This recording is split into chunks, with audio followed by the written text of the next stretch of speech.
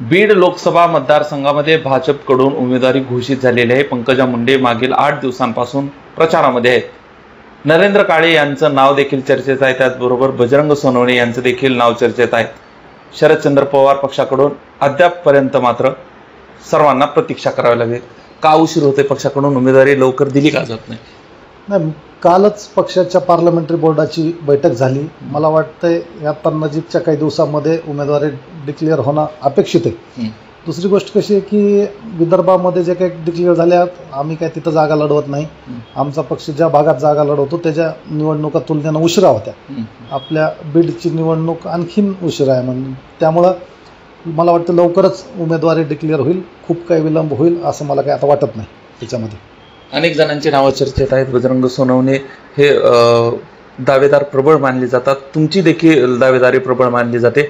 पक्ष संघटनेमध्ये तुमचा काम करण्याची जी भूमिका होती किंवा वर्ष तुम्ही जेवढे पक्षाला दिलेले आहेत, एकनिष्ठतेचा तुम्ही प्रश्न देखील उपस्थित केला होता, आजही त्याच्यावर ठाम आहेत का? मी माझ्या भूमिका पक्षाला कळवलेली आहे। पक्षाला कळवलेली आहे बीड, आणि जाहीरपणे मी बीडच्या जनतेच्या पुढेही मांडलेली आहे। कारण बीडचा जो मतदार आहे, आत्तापर्यंत तुम्ही बघितलं तर अनेक आश्चर्यकारक निकाल दिलेला हा जिल्हा आहे। ह्या जिल्ह्याने बबनराव ढाकणेंना निवडून आणलेलं आहे। ह्या जिल्ह्यांनी साताऱ्याचे पुढचे ज्यांना की पत्री सरकार म्हटलं जायचं त्या नाना पाटलांना निवडून आणलेलं आहे, रखमाजी गावडेंना निवडून आणलेलं आहे। ह्या जिल्ह्यांनी किशोर काकूंना निवडून आणलेलं आहे। त्याच्यामुळं हा जिल्हा हा स्वाभिमानी मतदारांचा जिल्हा आहे। त्याच्यामुळे मी पक्षाला जसं अपील केलं होतं तसंच जनतेला पण अपील केलं होतं की बाबा असं उमेदवार पक्षाने दिला पाहिजे। यावर पक्ष जो काही भूमिका घेईल त्याच्याकडे माझं लक्ष लागलं आहे। मला अजूनही अपेक्षा आहे की पक्ष योग्य भूमिका घेईल, आणि मी जे म्हणतोय की बाबा छत्रपती शिवाजी महाराज, शाहू फुले आंबेडकर, यशवंतराव चव्हाण यांच्या विचारावर कायम चालणाऱ्या कार्यकर्त्याला, या विचारामध्ये कुठंही म्हणजे कधीही ह्या विचारांना सोडून न गेलेल्या कार्यकर्त्याला संधी मिळेल असं मला वाटतं। निष्ठावंतांचा देखील मुद्दा तुम्ही पुढे केला होता। निष्ठावंताला न्याय मिळेल अशी अपेक्षा आहे। पवारसाहेब काय म्हणाले? मी पवारसाहेबांकडेही माझी बाजू ठेवलेली आहे, जयंत पाटील साहेबांकडेही मी माझी बाजू मांडलेली आहे। कसं आहे की जेव्हा जिल्ह्यामध्ये जेव्हा पक्षामध्ये फूट पडली तेव्हा 4 पैकी 3 आमदार आमच्या जिल्ह्यातले सोडून गेले। उद्या लढाई भाजपबरोबर त्यांच्याबरोबर पण आहे। मग त्यांच्याबरोबर लढताना आपल्याला जर स्ट्रॉंग नैतिक बळ पाहिजे असेल तर निष्ठावंतापैकी एखाद्याला उमेदवारी दिली पाहिजे असं मला वाटतं।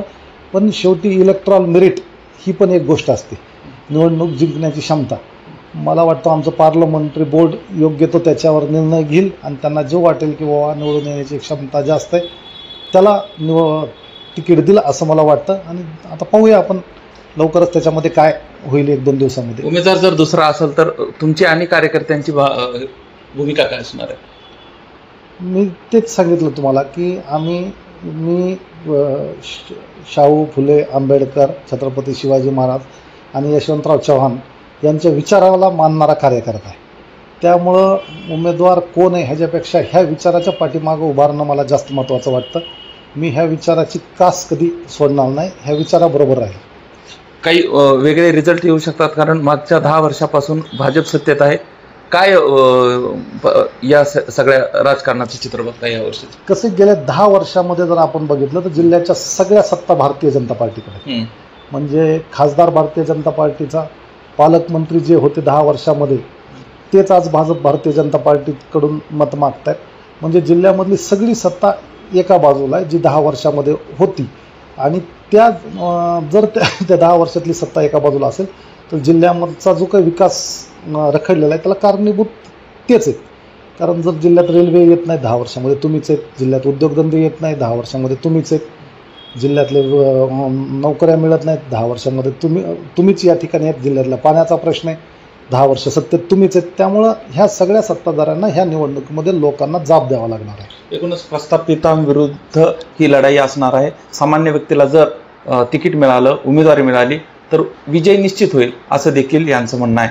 त्यामुळे येणाऱ्या काळामध्ये निवडणुकीचं तिकीट कुणाला मिळतं, उमेदवारी कुणाला मिळते याकडे सर्वांचं लक्ष असणार आहे। विष्णू बुर्गे, जी 24 तास, बीड।